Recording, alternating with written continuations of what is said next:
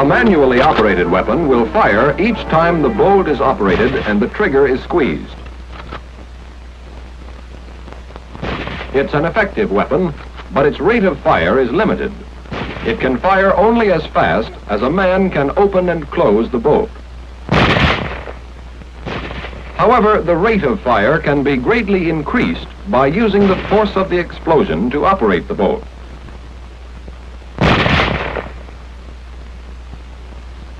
When a cartridge is fired, a very high gas pressure is built up inside the case. This pressure pushes the bullet out through the barrel and also pushes in all directions. 3 ways have been developed to use this force to operate the bolt. The first way is by gas operation. If some of the gas is tapped off to operate the bolt, we get a gas-operated weapon. By using a model, we'll build up a typical gas-operated weapon. When a weapon is fired, the bullet is moved through the barrel by the expanding gas. To tap off some of the gas behind the bullet, we'll drill a hole in the barrel. This hole is called the gas port. Now, when the bullet passes the gas port, some of the gas will escape through the port. To make use of this gas, we'll direct it into a gas cylinder. Inside the gas cylinder, there is a piston which can move back and forth. When the gas from the explosion escapes through the gas port, it strikes this piston and drives it to the rear. To transmit this rearward movement of the piston to the bolt, we'll have to connect them. A part like this, called an operating rod, will do the job. The rod is mounted with one end attached to the piston. It passes through the gas cylinder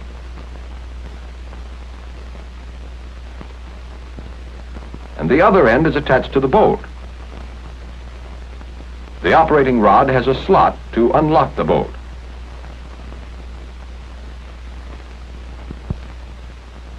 When the piston is forced back by the gas, it moves the operating rod.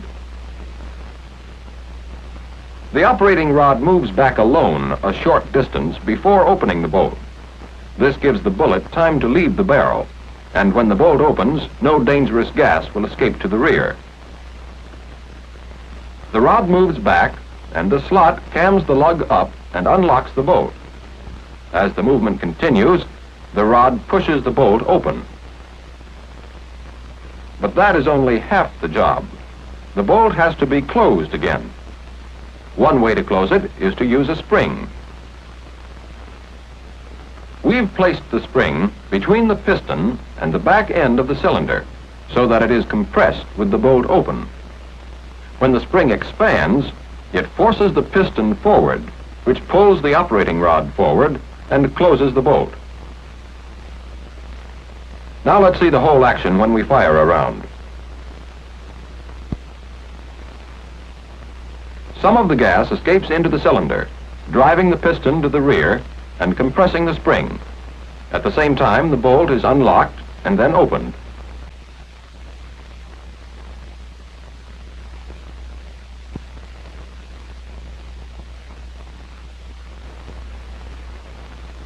Then the return spring takes over and forces the bolt forward.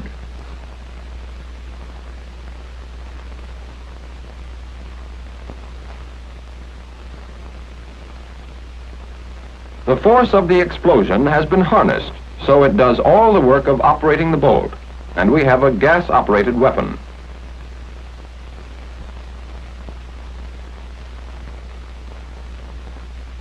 Gas-operated weapons, such as the BAR or the M1 rifle, can always be identified by a gas cylinder somewhere under the barrel.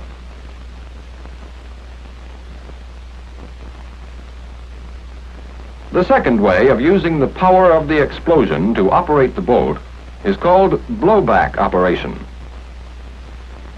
As the expanding gases drive the bullet out through the barrel, they also push the cartridge case back hard against the face of the bolt. If this pressure is used to blow the bolt open, we have a blowback-operated weapon. Let's build this type of operation on our model. To permit this blowback pressure to work on the bolt, let's remove the locking lug.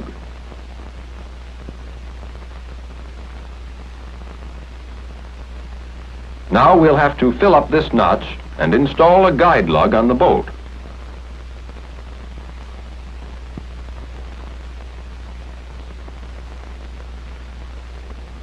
Now, when the weapon is fired, the bullet moves through the barrel and the bolt begins to open. However, the bullet leaves the barrel before the heavy bolt has opened enough to let any dangerous gas escape to the rear. To close the bolt, a return spring is again the simplest solution. We've attached the spring so that one end is braced against the receiver. The other end pushes against the bolt, and when the spring expands, it closes the bolt.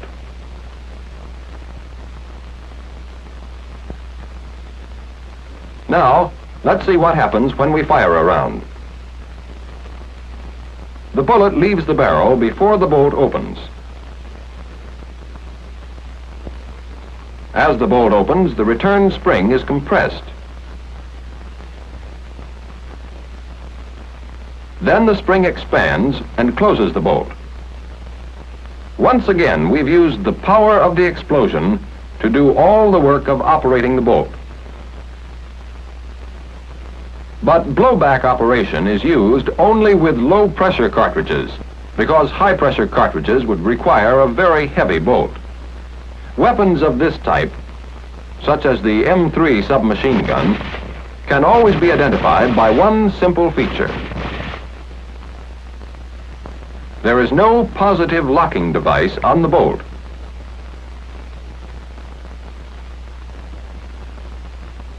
The third way of using the gas to operate the bolt is called recoil operation. As you know, most weapons recoil or kick against the shoulder of the man firing. If we use this movement to operate the bolt, we'll have a recoil-operated weapon.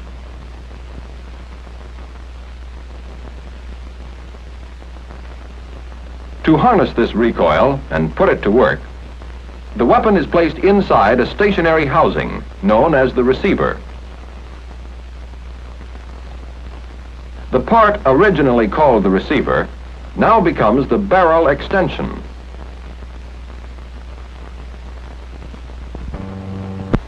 The barrel extension, and bolt are locked together and are free to slide in the receiver.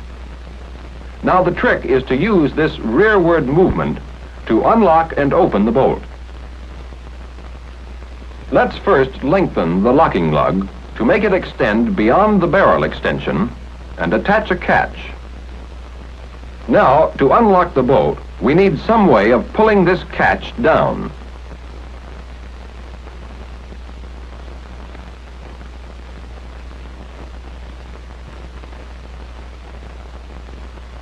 This cam will do the job.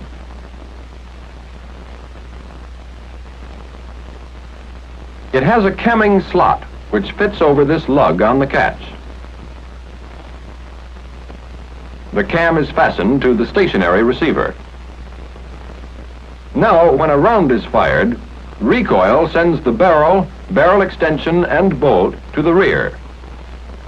At the same time, the catch is cammed down and the bolt is unlocked. The barrel extension strikes the receiver, stops, and the bolt continues to the open position. To move the barrel extension, and bolt forward, we'll again use a spring. With the bolt open, the spring is compressed. One end pushes against the bolt. The other end is braced against the receiver.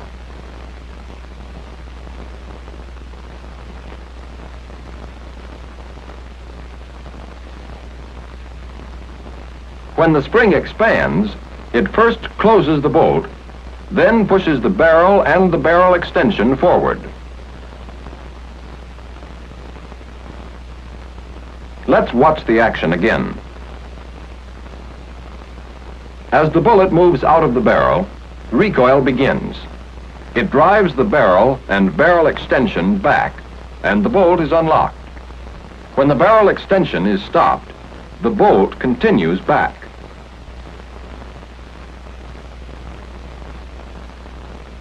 When the bolt is fully opened, the return spring takes over. It first pushes the bolt closed.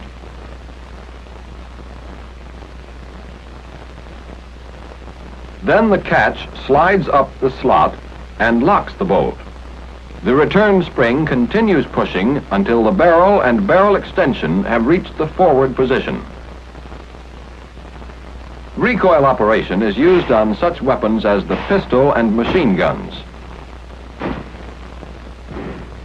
If you see the barrel of a weapon moving back and forth inside the receiver during firing, you can be sure it's recoil operated. Remember, there are 4 types of operation: manual, and the 3 types that use the force of the expanding gas. The gas-operated weapon taps off some of the high-pressure gas behind the bullet to unlock and open the bolt.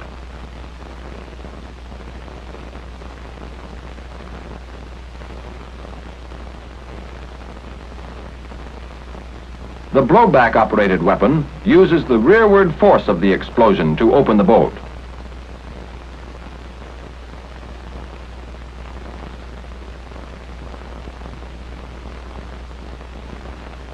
And the recoil-operated weapon uses the kick caused by the explosion to move the barrel and barrel extension back, unlocking and opening the bolt as it goes.